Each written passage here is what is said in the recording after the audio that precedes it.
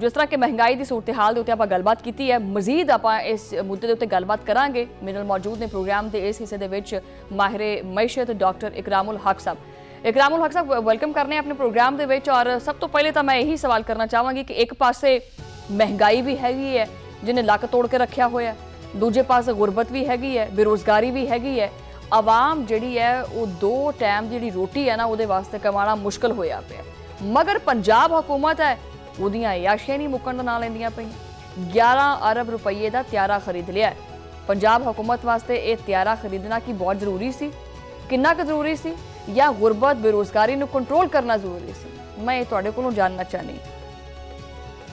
देखो जी, बड़े अफसोस की गल है कि उन्होंने आइन के मुताबिक भी यह काम नहीं किया, क्योंकि जो भी तुसी इहो जिहा कोई खर्चा करना हो पहले तो तुसी उन्हें बजट च दिखाना है, फिर उहदे ते बहस होनी है, फिर वो लोगों को पता चलना चाहिए कि खर्चा क्यों मिल रहा है। उन्होंने कोई भी ऐसी चीज़ नहीं की जो लोग भुखे मार रहे हैं और बच्चे जड़े ने उन्होंने ग्रोथ भी सही नहीं हो रही, बल्कि साढ़े जितने भी सोशल इंडिकेटर सारे तो भैड़े होंगे जा रहे हैं, भावें पंजाब हो गई या मुल्क के दूसरे हिस्से हों। तो इन हालात के इहो जिहा याशियां करना, इहो जिहे त्यारे खरीदना कि तुहानूं तकलीफ ना हो कि तुसीं इत्थों डेरा गाजी खां जाना, तुसीं बहावलपुर जाना है, तो तुहानूं छोटी जी फ्लाइट है ਉਹਦੇ ਲਈ ਇਹੋ ਜਿਹਾ ਲਗਜ਼ਰੀ ਤਿਆਰਾ ਚਾਹੀਦਾ, ਤੁਸੀਂ ਆਮ ਤਿਆਰ ਤੇ ਵੀ ਜਾ ਸਕਦੇ ਹੋ। ਮਗਰ ਬੜੀ ਹੀ ਅਫਸੋਸ ਦੀ ਗੱਲ ਹੈ ਔਰ ਇਹਦੀ ਜਿੰਨੀ ਵੀ ਨਿੰਦਾ ਕੀਤੀ ਜਾਏ ਉਨੀ ਘੱਟ ਹੈ। ਮੇਰਾ ਖਿਆਲ ਹੈ ਕਿ ਪਾਕਿਸਤਾਨ ਦੇ ਵਿੱਚ ਸ਼ਾਇਦ ਹੁਣ ਸਾਰੇ ਵਰਲਡ ਬੈਂਕ ਵੀ IMF ਸਾਰੇ ਰੋ ਰਹੇ ਨੇ ਕਿ ਜਿਹੜੇ ਸਾਡੀਆਂ ਪਹਿਲੀਆਂ ਤੁਹਾਨੂੰ ਅਸੀਂ ਪ੍ਰਸਕ੍ਰਿਪਸ਼ਨ ਦੱਸੀਆਂ ਸਨ ਉਹ ਤੇ ਕਾਮਯਾਬ ਨਹੀਂ ਹੋਈਆਂ। ਤੁਹਾਡਾ ਇਕਨੋਮਿਕ ਮਾਡਲ ਤੇ ਕਿਸੇ ਜੋਗਾ ਨਹੀਂ, ਉਹਨੇ ਨਾ ਗੁਰਬਤ ਖਤਮ ਕੀਤੀ ਹੈ, ਨਾ ਹੀ ਉਹ ਲੋਕਾਂ ਨੂੰ ਤਾਲੀਮ ਸਹੀ ਦੇ ਰਿਹਾ, ਨਾ ਹੀ ਉਹ ਸਾਡੇ ਸੋਸ਼ਲ ਇੰਡੀਕੇਟਰ ਸਹੀ ਕਰ ਰਿਹਾ, ना कोई तालीम है, ना कोई इत्थे जिहड़ी है तुहानूं हस्पताल तुहाडे ठीक ने। ते फिर वो इन्ने साल की कर रहे सन, 25वां प्रोग्राम है IMF दा, ते वो हर प्रोग्राम ही सानूं फिर की दसदे रहे ने ते बस तुसीं लोकां दे टैक्स ही लाओ, कोई सही काम हुंदा है। ते वर्ल्ड बैंक जिहदा काम सी कि वो साडे जिहड़े बहुत से मनसूबे ने ਉਹਦੇ ਲਈ ਸਾਨੂੰ लंबी मुद्दत दे कर्जे देवे, ते ਉਹਨਾਂ ਨੇ ਸਾਨੂੰ किस ਕਿਹੜੇ ਸਾਨੂੰ फिर प्रोजेक्ट्स ਦੇ कर्जे ਦਿੱਤੇ सन। अच्छा इकरामुल हक साहब, जिस तरह कि तुसीं खुद ही IMF का जिक्र किया है, IMF भी पता है कि जी वो जानता है कि जी पाकिस्तान किस तरह अयाशियां दे विच डुबिया होया है, ठीक है, लेकिन IMF जिहड़ा वो फिर दोबारा कर्जे भी दे दिंदा है, इहदी की वजह? देखो जी, उन्होंने पता है कि जिहड़े साडे हुक्मरान ने जो तक असी आलमी जिहड़ी साम्राजी कुरता ने, क्योंकि IMF वगैरह तुहानूं पता है ना सैकेंड वर्ल्ड वॉर के बाद वर्ल्ड बैंक कि उन्होंने बनाया सी कि तीसरी दुनिया मुल्कों के उत्ते हुण साडा वैसे फिजिकल कब्जा तो खत्म हो रहा है, मगर असीं इन्हां ते वैसे मालियाती तौर ते कब्जा रखांगे ही। तो पाकिस्तान ने चौखी तरह ते उहदा साबित भी किया है कि 24 दफा गया, अपनी सॉवरेनिटी खत्म करती, सारी उन्होंने जिहड़े वाम दुश्मन पॉलिसियां सन वो बनाईयां, ते हुण वो भी मानते हैं कि हाँ जी इन्ने प्रोग्रामां दे बाद गुरबत भी बहुत ज़्यादा बढ़ गई, हालात बहुत खराब हो गए हैं। तो IMF जिहड़ा वो एक्सपेंडिचर साइड ते गल नहीं करता, वो सिर्फ यह कहता है कि जी तुसीं टैक्स होर लाओ, जो तुसीं खर्चे इहो ਜਿਹੇ करने ने तो लोगों की जान तो तुसीं क्यों पिछे पे होए हो, उन्होंने को क्यों ठीक टैक्स लै रहे हो। टैक्स तो लिया जाता है कि लोगों को तालीम दी जाए, उन्होंने हेल्थ दी जाए, मुल्क की भला किया जाए, अगे असीं अपने एक्सपोर्ट बढ़ा सकीए, लोगों को हुनरमंद बना सकीए। तो जे असीं जहाज़ां लई टैक्स लाने ने तो फिर IMF भी उन्ना ही मुजरम है जिन्ने साडे रूलर ने, कि वो भी देख रहा कि साडे टैक्स लवाई जा रहा और टैक्स जा कित्थे रहा, ਉਹਦੀ बदतरीन मिसाल तो ਅਸੀਂ ਹੁਣ देख ही लईए। वैसे इकरामुल हक साहब, एक पासे तो इन्होंने हुण ताज़ा बसंत मनाई है, दूजे पासे 11 अरब रुपये का टीका ला दिता है। ये पैसे जिहड़े हुंदे आ ये किंदी जेब चों निकलदे आ? वैसे मतलब ਇਹਦਾ बोझ जिहड़ा वो किदे मोढियां ते पैंदा है जाके? देखो जी, सारी टैक्स पेयर मनी होंदी है और जिहड़ी लोग टैक्स देंदे ने उत्थों ही कई खर्चे सारे चलते हैं, तो उन्होंने तो उत्ते तुसीं बोझ पाई जा रहे हो, और फिर कर्जे लै के वो कर्जे भी असीं तुसीं उतारने होंदे ने, वो फिर होर टैक्स वधा दिंदे ने। और तुसीं देखो कि इस वेले पाकिस्तान वो कौम बन चुकी है जिहदे उत्ते पूरी दुनिया के सब तो ज़्यादा टैक्स है। फिर उत्तों इहो जिहा प्रोपेगेंडा करते हैं कि पाकिस्तान ते टैक्स चोर ने, भाई तुसीं होर कितना टैक्स लाना है साडे ते।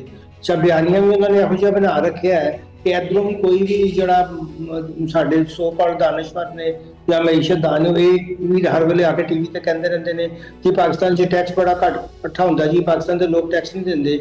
ਇਹ ਸਾਰੇ ਦੇ ਸਾਰੇ ਜਾਂ ਤੇ ਉਹ ਨੇ ਜਿਹੜੇ ਫਿਰ IMF ਦੀ ਕੰਸਲਟੈਂਸੀ ਕਰਦੇ ਨੇ ਜਾਂ ਤੇ ਫਿਰ ਉਹਨਾਂ ਨੂੰ ਸਮਝ ਹੀ ਨਹੀਂ ਹੈਗੀ ਗੱਲ ਦੀ। ਪਾਕਿਸਤਾਨੀ ਲੋਕ ਜਿਹੜੇ ਨੇ ਉਹ 18% ਜਿਹੜਾ ਹੈ ਉਹ ਸੇਲ ਟੈਕਸ ਦਿੰਦੇ ਨੇ ਹਰ ਚੀਜ਼ ਤੇ। ਤੁਸੀਂ ਇਹ ਗੱਲ ਦੱਸੋ ਕਿ ਇਹ ਤੇ ਉਹਨਾਂ ਮੁਲਕਾਂ 'ਚ ਜਿਹੜੇ ਵੈਲਫੇਅਰ ਸਟੇਟ ਨੇ, ਕੀ ਪਾਕਿਸਤਾਨ ਸਵੀਡਨ ਤੇ ਨਾਰਵੇ ਬਣ ਗਿਆ ਹੈ? ਕਿ ਪਾਕਿਸਤਾਨ ਜਿਹੜਾ ਉਹ ਉਹਨਾਂ ਯੂਰਪੀ ਮੁਲਕਾਂ ਦੇ ਬਰਾਬਰ ਪਹੁੰਚ ਗਿਆ ਜਿੱਥੇ ਇਹਨਾਂ ਟੈਕਸਾਂ ਦੇ ਬਦਲੇ ਦੇ ਵਿੱਚ ਤੁਹਾਨੂੰ ਹਰ ਚੀਜ਼ ਦਿੱਤੀ ਜਾਂਦੀ ਹੈ ਔਰ ਲੋਕ ਹੀ ਖੁਸ਼ਹਾਲ ਜ਼ਿੰਦਗੀ ਗੁਜ਼ਾਰਦੇ ਨੇ? ਤੇ ਜਿਹੜਾ ਤਬਕਾਤੀ ਫਰਕ ਹੈ ਉਹ ਵੀ ਉੱਥੇ ਉਹਨਾਂ ਨੇ ਘੱਟ ਕੀਤਾ ਹੈ। ਤੇ ਉਹ ਜਿਹੜੀ ਯੂਰਪ ਦੇ ਵਿੱਚ ਰੋਸ਼ਨ ਖਿਆਲੀ ਆਈ ਸੀ, ਉਹ ਇੰਡਸਟਰੀਅਲ ਰੈਵੋਲੂਸ਼ਨ ਦੇ ਬਾਅਦ ਜਿਹੜੇ ਉੱਥੇ ਬਹੁਤ ਸਾਰੇ ਇਨਕਲਾਬਾਤ ਆਏ, ਉਹਦਾ ਮਕਸਦ ਤੇ ਇਹ ਸੀ ਕਿ ਅਮੀਰ ਲੋਕਾਂ ਨੂੰ ਟੈਕਸ ਲਾ ਕੇ ਗਰੀਬ ਲੋਕਾਂ ਦੀ ਹਾਲਤ ਬਿਹਤਰ ਕੀਤੀ ਜਾਏ। ਤੇ ਅਸੀਂ ਤਾਂ ਉਲਟਾ ਕਰ ਰਹੇ ਹਾਂ, ਗਰੀਬ ਲੋਕਾਂ ਕੋਲ ਟੈਕਸ ਲੈ ਕੇ ਅਮੀਰ ਲੋਕਾਂ ਦੇ ਜਹਾਜ਼ਾਂ ਦੇ ਤੇ ਹੋਰ ਯਾਸ਼ੀਆਂ ਲਈ ਉਹਦੇ ਫਿਰ ਇਸ ਤੋਂ ਇਲਾਵਾ ਹੋਰ ਵੀ ਬਥੇਰੀਆਂ ਸਹੂਲਤਾਂ, ਜਿਸ ਤਰ੍ਹਾਂ ਕਿ ਉਹ 21ਵੇਂ 22ਵੇਂ ਗ੍ਰੇਡ ਜਿਹੜੇ ਅਫਸਰ ਨੇ ਉਹਨਾਂ ਨੂੰ ਗੱਡੀਆਂ ਅਪਗ੍ਰੇਡ ਕਰ ਦਿੱਤੀਆਂ ਵੀ ਇੰਨਾ ਪੈਟਰੋਲ ਤੁਸੀਂ ਫੂਕੋ, ਐਸ਼ੀਆਂ ਕਰੋ, ਬਸ ਆਵਾਮ ਹੈਗੀ ਹੈ ਨਾ, ਇਹਨਾਂ ਦਾ ਵਾਸ ਚੱਲੇ ਤਾਂ ਇਹ ਹਰ ਬੰਦੇ ਦਾ ਨਾ। ਮੈਂ ਤਾਂ ਇਕਰਾਮ ਸਾਹਿਬ ਇਹ ਗੱਲ ਕਹਿਨੀ ਹੈ ਬੜੇ ਵਸੂਖ ਨਾਲ, ਇਹਨਾਂ ਦਾ ਵਸ ਨਹੀਂ ਚੱਲਦਾ ਪਿਆ। ਅਗਰ ਵਸ ਚੱਲੇ ਤਾਂ ਇਹ ਹਰ ਪਾਕਿਸਤਾਨੀ ਦੇ ਕੋਲੋਂ ਆਖਣ ਕਿ ਵੀ ਤੂੰ ਨਾ ਹਰ ਰੋਜ਼ 2 ਕਿਲੋ ਜਿਹੜਾ ਹੈ ਨਾ, ਇਹ ਸੌਰੀ 2 ਕਿਲੋ ਕਹਿ ਦਿੱਤਾ ਹੈ, 2 ਲੀਟਰ ਖੂਨ ਦੀ ਜਿਹੜੀ ਬੋਤਲ ਹੈ ਨਾ ਉਹ ਵੀ ਤੂੰ ਦੇਣੀ ਹੈ। ਇਹ ਲੀਟਰ 2 ਲੀਟਰ ਖੂਨ ਵੀ ਲੈ ਸਕਦੇ ਆ। ਇਹ ਦੇਖੋ ਜੀ ਕਿੰਨੀ ਸ਼ਰਮਨਾਕ ਗੱਲ ਹੈ ਕਿ ਜਿਹੜੇ ਸਰਕਾਰੀ ਅਫਸਰ ਨੇ ਜਿਹੜੇ ਖੁਸ਼ਾਮਦੀ ਬਣੇ ਹੋਏ ਨੇ, ਇੱਕ ਪਾਸੇ ਸਾਨੂੰ ਆ ਕੇ ਕਹਿੰਦੇ ਨੇ ਜੀ ਅਸੀਂ ਬੈਲਟ ਟਾਈਟ ਕਰਨੀ ਹੈ ਜੀ, ਸਾਡੇ ਬੜੇ ਮਸਲੇ ਨੇ ਜੀ, ਸਾਡਾ ਟੈਕਸ ਘੱਟ ਇਕੱਠਾ ਹੁੰਦਾ ਜੀ, ਸਾਡੇ ਦੇ ਖਰਚੇ ਪੂਰੇ ਨਹੀਂ ਹੁੰਦੇ। ਔਰ ਦੂਸਰੇ ਪਾਸੇ ਇਹ ਵੀ ਕਹਿੰਦੇ ਨੇ ਕਿ ਅਸੀਂ ਇਲੈਕਟ੍ਰਿਕ ਗੱਡੀਆਂ ਦਾ ਜਿਹੜੀਆਂ ਨੇ ਉਹਨੂੰ ਪ੍ਰਮੋਟ ਕਰਨਾ ਚਾਹੀਦਾ ਹੈ ਔਰ ਜਿਹੜਾ ਸਾਡਾ ਮਸਲਾ ਹੈਗਾ এনवायरमेंट ਦਾ ਉਹ ਠੀਕ ਹੋਣਾ ਚਾਹੀਦਾ। ਦੂਸਰੇ ਪਾਸੇ ਉਹ ਪੈਟਰੋਲ ਫੂਕਣ ਵਾਲੀਆਂ ਗੱਡੀਆਂ ਲਈਆਂ ਨੇ ਔਰ ਉਹਦੀ ਵੀ ਕੋਈ ਹੱਦ ਨਹੀਂ ਕਿ ਜਿੰਨੀ ਮਰਜ਼ੀ ਤੁਸੀਂ ਗੱਡੀਆਂ ਦੇ ਉੱਤੇ ਪੈਟਰੋਲ ਫੂਕੋ। ਇਹ ਦੱਸਦਾ ਹੈ ਕਿ ਜਿਹੜੇ ਇਹਨਾਂ ਦੀ ਗੱਲਾਂ ਨੇ ਉਹ ਕੁਝ ਹੋਰ ਨੇ ਤੇ ਅਮਲ ਇਹਨਾਂ ਦੇ ਕੁਝ ਹੋਰ ਨੇ। ਐਸੀ ਵਜ੍ਹਾ ਹੈ ਕਿ ਗਰੀਬ ਬੰਦੇ ਜਿਹੜੇ ਨੇ ਉਹ ਗਰੀਬ ਹੁੰਦੇ ਜਾਂਦੇ ਨੇ ਔਰ ਉਹਨਾਂ ਦੀ ਜ਼ਿੰਦਗੀ ਇੰਨੀ ਮੁਸ਼ਕਲ ਹੋ ਗਈ ਹੈ, ਉਹ ਵਿਚਾਰੇ ਸਵੇਰ ਤੋਂ ਸ਼ਾਮ ਤੱਕ ਮਿਹਨਤ ਕਰਦੇ ਨੇ, ਫਿਰ ਵੀ ਉਹਨਾਂ ਨੂੰ 2 ਵਕਤ ਦੀ ਚੰਗੀ ਨਿਊਟ੍ਰੀਸ਼ਨ ਵਾਲੀ ਰੋਟੀ ਵੀ ਨਹੀਂ ਲੱਭਦੀ। ਔਰ ਇਹਨਾਂ ਦੇ ਤੁਸੀਂ ਯਾਸ਼ੀਆਂ ਦੇਖੋ ਕਿ ਮੈਂ ਹੈਰਾਨ ਹਾਂ ਤੇ ਉਹਨਾਂ ਮੁਲਕਾਂ ਦੇ ਵਿੱਚ ਹੀ ਜਿੱਥੇ ਅਸੀਂ ਹੁਣ ਸੋਚ ਵੀ ਨਹੀਂ ਸਕਦੇ, ਚਲੋ ਠੀਕ ਹੈ ਜ਼ਮਾਨੇ 'ਚ ਕਲੋਨੀਅਲ ਪਾਵਰ ਸਨ ਤੋਂ ਯਾਸ਼ੀਆਂ ਕਰਦੇ ਸਨ, ਹੁਣ ਉਹ ਕਿਸ ਤਰ੍ਹਾਂ ਰਹਿੰਦੇ ਨੇ ਉੱਥੋਂ ਦੇ ਜਿਹੜੇ ਇਲੈਕਟਿਡ ਰਿਪਰੈਜ਼ੈਂਟੇਟਿਵ ਨੇ ਤੇ ਸਾਡੇ ਕਿਵੇਂ ਰਹਿੰਦੇ ਨੇ? 300-400% ਇਹਨਾਂ ਨੇ ਆਪਣੀਆਂ ਤਨਖਾਹਾਂ ਵਧਾ ਲਈਆਂ, ਨਾਲ ਇਹਨਾਂ ਦੇ ਅਫਸਰਸ਼ਾਹੀ ਮਿਲੀ ਹੋਈ ਹੈ। ਉਹਨਾਂ ਨੂੰ ਇਹ ਕਹਿੰਦੇ ਨੇ ਜੀ ਤੁਸੀਂ ਸਾਨੂੰ ਟੈਕਸ ਨਾ ਲਾਓ ਔਰ ਲੋਕਾਂ ਕੋਲੋਂ ਟੈਕਸ ਲਵੋ ਔਰ ਸਾਡੀਆਂ ਯਾਸ਼ੀਆਂ ਜਾਰੀ ਰੱਖੋ, ਕਰਜ਼ੇ ਲਵੋ, ਤੁਸੀਂ ਆਪ ਵੀ ਯਾਸ਼ੀਆਂ ਕਰੋ। ਇਹਨਾਂ ਯਾਸ਼ੀਆਂ ਵਾਸਤੇ ਕੀ ਨਹੀਂ ਬਰਦਾਸ਼ਤ ਕਰਦੇ। ਅੱਛਾ, ਮੈਂ ਚਾਹਾਂਗੀ ਕਿ ਇਸ ਸਵਾਲ ਦਾ ਜਵਾਬ ਤੁਸੀਂ ਤਫਸੀਲੀ ਦਿਓ ਕਿ ਹਕੂਮਤ ਨਾ, ਹਰ ਹਕੂਮਤ ਹੀ ਵੈਸੇ ਇਹ ਦਾਵਾ ਕਰਦੀ ਹੈ, ਇਹ ਹਕੂਮਤ ਵੀ ਦਾਵਾ ਕਰਦੀ ਪਈ ਹੈ, ਮੁਸਲਸਲ ਇਹ ਦਾਵਾ ਕੀਤਾ ਜਾ ਰਿਹਾ ਕਿ ਜੀ ਕਿ ਮਈਸ਼ਤ ਜਿਹੜੀ ਉਹ ਬੜੀ ਬਿਹਤਰ ਹੁੰਦੀ ਪਈ ਹੈ ਔਰ ਇਸਤਹਿਕਾਮ ਆਂਦਾ ਪਿਆ, ਮਗਰ ਦੂਜੇ ਪਾਸੇ ਗੁਰਬਤ ਜਿਹੜੀ ਹੈ ਉਹ ਤਵਾਤਰ ਨਾਲ ਵਧਦੀ ਜਾ ਰਹੀ ਹੈ, ਉਹਦੇ ਵਿੱਚ ਇਜ਼ਾਫਾ ਦੇਖਣ ਨੂੰ ਮਿਲਦਾ ਪਿਆ। ਤੁਹਾਡੇ ਨਜ਼ਦੀਕ ਮੈਂ ਇਹਦਾ ਜਿਹੜਾ ਜਵਾਬ ਹੈ ਤਫਸੀਲੀ ਲੈਣਾ ਚਾਹਾਂਗੀ ਕਿ ਮੁਲਕ ਦੇ ਵਿੱਚ ਜਿਹੜੀ ਇਹ ਗੁਰਬਤ ਹੈ ਇਹਦੇ ਇਜ਼ਾਫੇ ਦੀ ਵਜੂਹਾਤ ਬੇਸਿਕਲੀ ਕੀ ਹੁੰਦੀਆਂ ਨੇ? ਜੀ ਪਹਿਲੀ ਜਿਹੜੀ ਤੁਸੀਂ ਗੱਲ ਕੀਤੀ ਹੈ ਕਿ ਮਈਸ਼ਤ ਦੀ ਬਿਹਤਰੀ ਆਈ ਹੈ, ਇਹ ਵੀ ਇੱਕ ਬੜਾ ਫਰਾਡ ਹੁੰਦਾ ਹੈ ਕਿ ਜਦੋਂ ਆਉਂਦੇ ਨੇ IMF ਦੇ ਪ੍ਰੋਗਰਾਮ ਦੇ ਵਿੱਚ ਇੰਪੋਰਟ ਬੰਦ ਕਰਦੇ ਨੇ, ਬਾਹਰੋਂ ਲੋਕ ਤੇ ਪੈਸੇ ਘੱਲਦੇ ਹੁੰਦੇ ਨੇ, ਐਕਸਪੋਰਟ ਵਧਾਉਂਦੇ ਕੋਈ ਨਹੀਂ, ਫਿਰ ਕਹਿੰਦੇ ਨੇ ਕਿ ਜੀ ਉਹ ਦਰਅਸਲ ਸਾਡੇ ਨੰਬਰ ਬੜੇ ਅੱਛੇ ਹੋ ਗਏ ਨੇ ਕਿਉਂਕਿ ਸਾਡਾ ਜਿਹੜਾ ਕਰੰਟ ਅਕਾਊਂਟ ਡੈਫਿਸਿਟ ਉਹ ਘਟ ਗਿਆ। ਉਹ ਨੰਬਰਾਂ ਦੀ ਗੇਮ ਖੇਲਦੇ ਰਹਿੰਦੇ ਨੇ ਔਰ ਉਹਦੇ ਸਿਰਫ ਇੱਕੋ ਹੀ ਕੰਮ ਕਰਦੇ ਨੇ, ਲੋਕਾਂ ਦੇ ਟੈਕਸ ਵਧਾਉਂਦੇ ਨੇ, ਯੂਟਿਲਿਟੀ ਬਿੱਲ ਵਧਾਉਂਦੇ ਨੇ ਤੇ ਉਹ ਬਾਹਰੋਂ ਜਿਹੜੀ ਇਹ ਚੀਜ਼ਾਂ ਆਉਣ ਦੀ ਆਪਣੀ ਤਯਾਸ਼ੀ ਦੀਆਂ ਚੀਜ਼ਾਂ ਮੰਗਵਾਉਂਦੇ ਰਹਿੰਦੇ ਨੇ ਤੇ ਜਿਹੜੀ ਲੋਕਾਂ ਦੀ ਐਕਸਪੋਰਟ ਕਰਨੀ ਹੈ ਇੱਥੋਂ ਚੀਜ਼ਾਂ ਸਸਤੀਆਂ ਆਉਣ ਤੇ ਫਿਰ ਤੁਸੀਂ ਬਾਹਰ ਕਰ ਲਓ ਤੇ ਉਹਨਾਂ ਨੂੰ ਵੈਲਿਊ ਐਡ ਕਰਕੇ ਉਹ ਵੀ ਰੋਕ ਦਿੰਦੇ ਨੇ ਔਰ ਬਸ 4-5 ਨੰਬਰ ਅੱਛੇ ਦਿਖਾ ਕੇ ਜਿਹੜੇ IMF ਨੂੰ ਚਾਹੀਦੇ ਹੁੰਦੇ ਨੇ ਤੇ ਬੜਾ ਸ਼ੋਰ ਮਚਾਉਂਦੇ ਨੇ, ਫਿਰ ਵੱਡੇ ਸਪਲੀਮੈਂਟ ਦਿੰਦੇ ਨੇ ਅਖਬਾਰਾਂ 'ਚ ਆ ਕੇ, ਤਕਰੀਰਾਂ ਵੀ ਫਰਮਾਉਂਦੇ ਨੇ, ਕਈ ਦਫਾ ਇਸ਼ਤਿਹਾਰ ਵੀ ਦਿੰਦੇ ਨੇ ਤੇ ਲਓ ਜੀ ਅਸੀਂ ਤੇ ਸਭ ਚੰਗਾ ਕਰ ਦਿੱਤਾ।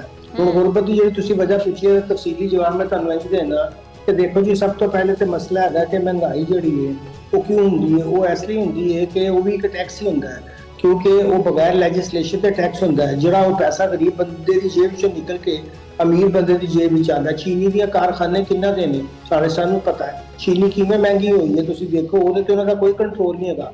ਅਵਲ ਤਾਂ ਚੀਨੀ ਅਸੀਂ ਕਿਉਂ ਇੰਨੀ ਇਸਤੇਮਾਲ ਆਪਣੇ ਲੋਕਾਂ ਨੂੰ ਕਰਵਾਉਂਦੇ ਆ ਤਾਂ ਕਿ ਉਹ ਬਿਮਾਰ ਹੋਣ, ਮਗਰ ਇਹ ਜਿਹੜੀ ਜ਼ਹਿਰ ਵਾਲੀ ਚੀਜ਼ ਹੈ ਉਹ ਵੇਚ ਕੇ ਤੇ ਸਾਡੇ ਸਾਰੇ ਹੁਕਮਰਾਨ ਤੁਸੀਂ ਦੇਖੋ ਹਰ ਇੱਕ ਪਾਰਟੀ ਦੇ ਜਿਹੜੇ ਕਰਦਾ ਲੋਕ ਨੇ ਉਹਨਾਂ ਦੀਆਂ ਕਿੰਨੀਆਂ ਮਿਲਾਂ ਨੇ। ਅੱਛਾ, ਇਹ ਉਥੋਂ ਕੀਮਤਾਂ ਵਧਾਉਂਦੇ ਨੇ, ਫਿਰ ਜਿਹੜੇ ਇਹਨਾਂ ਦੀਆਂ ਆਪਣੀਆਂ ਐਗਰੀਕਲਚਰ ਉੱਥੇ ਟੈਕਸ ਟੁਕਸ ਤੇ ਲੈਂਦੇ ਕੋਈ ਨਹੀਂ, ਪਰ ਇਹਨਾਂ ਨੇ ਗੰਦਮ ਵੀ ਲਾਣੀ ਹੈ, ਸਾਰਾ ਕੁਝ ਇਹਨਾਂ ਦੀਆਂ ਵੱਡੀਆਂ ਜ਼ਮੀਨਾਂ ਰਹਿ ਗਈਆਂ ਹੁਣ ਉਹ ਫਿਰ ਉਹਨਾਂ ਦੀ ਕੀਮਤ ਵਧਾਣੀ ਹੈ, ਉਹ ਅਸੀਂ ਸਾਡੇ ਕੋਲੋਂ ਪੱਡੇ ਆ ਗਈ ਹੈ। ਤੇ ਗਰੀਬ ਬੰਦੇ ਨੇ ਜਿਹੜੀ ਮਿਹਨਤ ਕਰਨੀ, ਉਹ ਸਾਰਾ ਪੈਸਾ ਇਹਨਾਂ ਨੇ ਇੰਝ ਹੀ ਵਾਪਸ ਲੈ ਜਾਣਾ ਹੈ। ਜਿਹੜੀ ਥੋੜਾ ਬਹੁਤ ਉਹਨਾਂ ਨੇ ਫਿਰ ਟੈਕਸਾਂ 'ਚ ਵੀ ਤੁਹਾਨੂੰ ਜਿਹੜਾ ਉਹ ਝਟਕਾ ਦੇਣਾ ਹੈ। ਤੇ ਆਪ ਇਹਨਾਂ ਦਾ ਹਾਲ ਹੈ ਕਿ ਅੱਜ ਵੀ ਤੁਸੀਂ ਅਗਰ FBR ਦੀ ਜਾ ਕੇ ਸਾਈਟ ਤੇ ਵੇਖੋ ਤੇ ਤੁਹਾਨੂੰ ਪਤਾ ਚੱਲੇਗਾ ਕਿ 5 ਖਰਬ ਰੁਪਏ ਦੇ, ਅਰਬ ਨਹੀਂ 5 ਖਰਬ ਰੁਪਏ ਦੇ ਇਹਨਾਂ ਨੇ ਟੈਕਸ ਐਗਜ਼ੈਂਪਸ਼ਨਾਂ ਦਿੱਤੀਆਂ ਹੋਈਆਂ। ਉਹਦੇ 'ਚ ਕੌਣ ਲੋਕ ਸ਼ਾਮਿਲ ਨੇ? ਵੱਡੇ ਵੱਡੇ ਅਮੀਰ ਲੋਕ, ਜੱਜ ਜਿਹੜੇ ਨੇ, ਜਿਨ੍ਹਾਂ ਦੀ ਅੱਗੇ ਤਨਖਾਹਾਂ ਲੱਖਾਂ ਵਿੱਚ ਨੇ ਮਹੀਨੇ ਦੀਆਂ, ਉਹ ਸਾਰੇ ਜਿੰਨੇ ਵੀ ਔਰ ਬਾਕੀ ਪੈਸੇ ਵੱਖਰੇ ਹੁੰਦੇ ਨੇ। ਤੇ ਜਿਹੜੇ ਤੁਹਾਡੇ ਬਿਊਰੋਕਰੇਟਸ ਨੇ, ਇਹ ਸਾਰਿਆਂ ਨੂੰ ਟੈਕਸ ਐਗਜ਼ੈਂਪਸ਼ਨਾਂ ਕਿਸ ਚੀਜ਼ ਦੀਆਂ ਦਿੱਤੀਆਂ ਹੋਈਆਂ ਨੇ? ਅੱਛਾ, ਵੱਡੇ ਵੱਡੇ GRs ਇਹਨਾਂ ਨੇ ਕਿਉਂ ਬਣਾਏ ਨੇ? ਏਕੜਾਂ 'ਚ ਕਿਉਂ ਰਹਿੰਦੇ ਨੇ? ਇਹ ਵੀ ਤਾਂ ਟੈਕਸ ਹੀ ਹੈ ਤੁਹਾਡੇ ਸਾਡੇ ਤੇ। ਉਹਦਾ ਜਿਹੜਾ ਖਰਚਾ ਹੈ, ਉਹਦੀ ਜਿਹੜੀ ਕਾਸਟ ਹੈ, ਉਹਦੀ ਜਿਹੜੀ ਅਪਰਚੁਨਿਟੀ ਕਾਸਟ ਹੈ, ਉਹ ਵੀ ਤਾਂ ਤੁਹਾਡੇ ਸਾਡੇ ਕੋਲ ਹੀ ਜਾਂਦੀ ਹੈ ਨਾ। ਜੇ ਅਸੀਂ ਇਹਨਾਂ ਨੂੰ ਡਿਵੈਲਪ ਕੀਤਾ ਹੁੰਦਾ ਇਹਨਾਂ ਜਗ੍ਹਾ ਤੇ, ਲੋਕਾਂ ਨੂੰ ਰੋਜ਼ਗਾਰ ਮਿਲਦਾ। ਅੱਛਾ, ਉਹਨਾਂ ਨੇ ਇੰਡਸਟਰੀਆਂ ਬੰਦ ਕਰ ਦਿੱਤੀਆਂ, ਟੈਕਸਟਾਈਲ ਮਿਲਾਂ ਬੰਦ ਕਰ ਦਿੱਤੀਆਂ, ਲੋਕਾਂ ਨੂੰ ਬੇਰੋਜ਼ਗਾਰ ਕਰ ਦਿੱਤਾ। ਯਾਨੀ ਇੱਕ ਜਿਹੜਾ ਗਰੀਬ ਇਨਸਾਨ ਹੈ, ਜਿਹੜੀ ਆਵਾਮ ਹੈ, ਉਹਦੀ ਲਾਈਫ ਕਦੀ ਵੀ ਅਪਗ੍ਰੇਡ ਨਹੀਂ ਹੋ ਪਾਉਂਦੀ। ਉਹ ਇੰਨਾ ਕਰਜ਼ਿਆਂ ਥੱਲੇ, ਇੰਨਾ ਟੈਕਸਾਂ ਥੱਲੇ ਦੱਬਿਆ ਹੁੰਦਾ ਹੈ ਕਿ ਉਹ ਆਪਣੀ ਲਾਈਫ ਨੂੰ ਅਪਗ੍ਰੇਡ ਨਹੀਂ ਕਰ ਸਕਦਾ।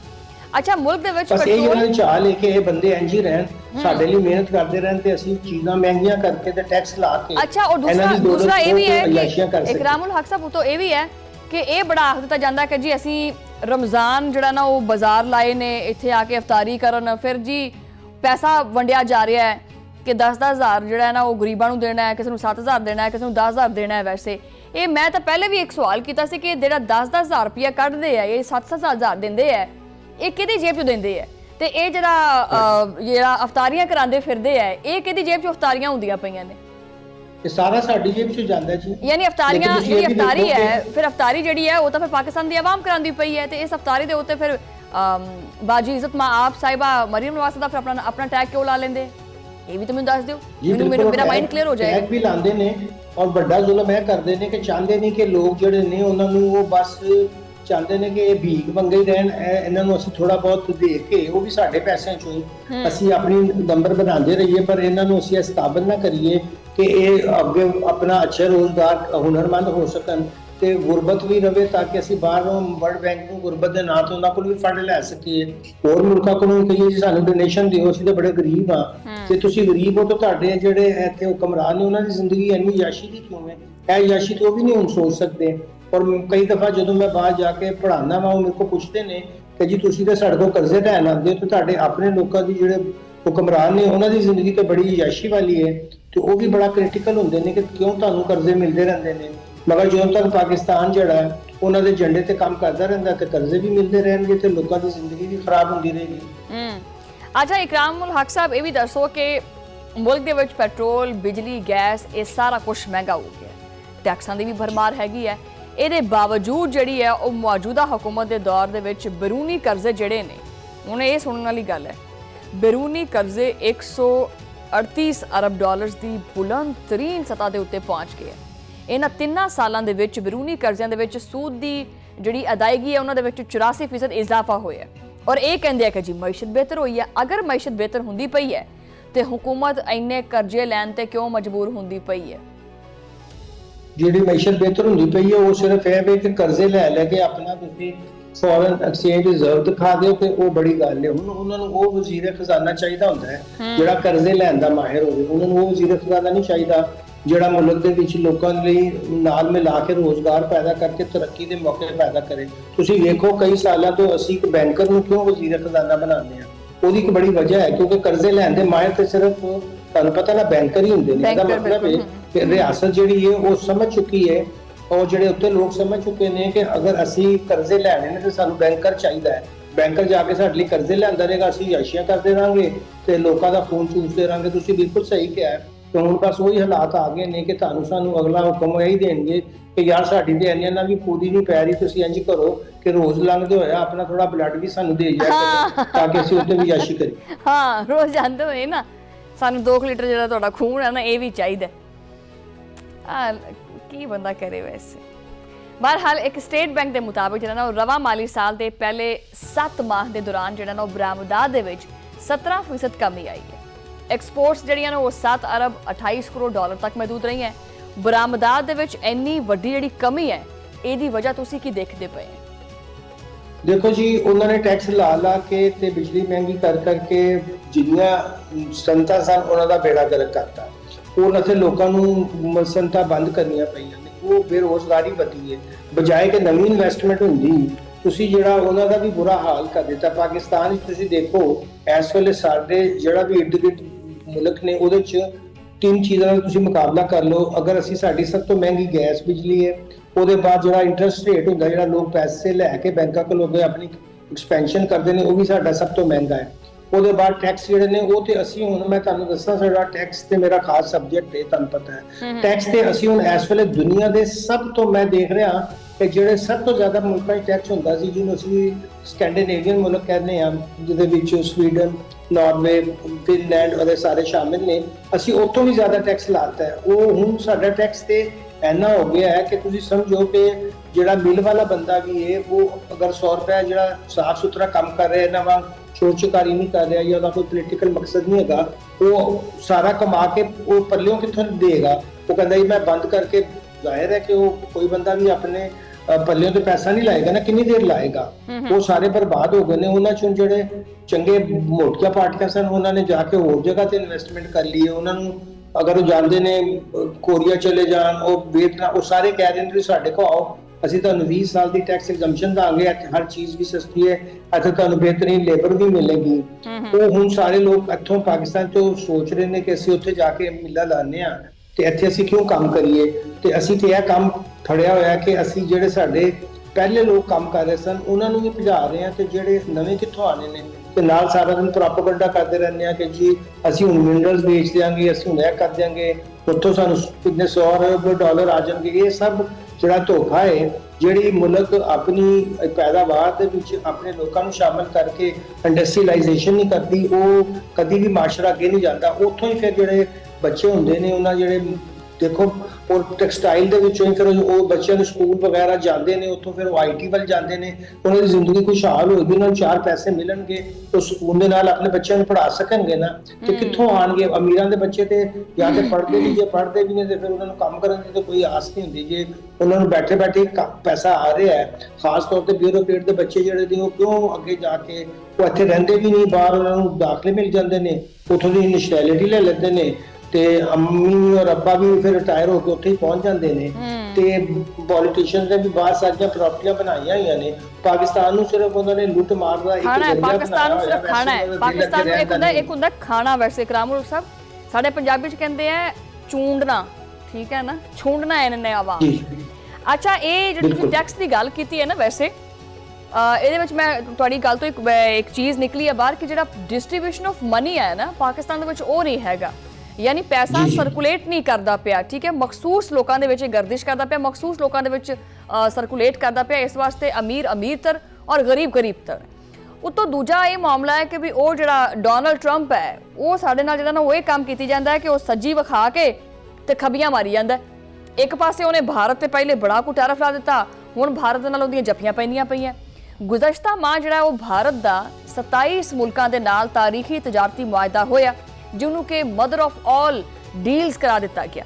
ਅੱਛਾ, ਇਸ ਤਜਾਰਤੀ ਮੁਆਹਦੇ ਦੇ ਪਾਕਿਸਤਾਨ ਦੇ ਉੱਤੇ ਮੁਮਕਿਨ ਜਿਹੜੇ ਅਸਰਾਤ ਪੈ ਸਕਦੇ ਆ, ਉਹ ਕਿਹੜੇ ਪੈ ਸਕਦੇ ਆ? ਯਾਨੀ ਇਹ ਆਉਣ ਵਾਲੇ ਦੌਰ ਦੇ ਵਿੱਚ ਜਿਹੜੀ ਮਹਿੰਗਾਈ ਹੈ ਜਾਂ ਟੈਕਸ ਹੈ, ਇਹ ਹੋਰ ਵਧੇਗਾ।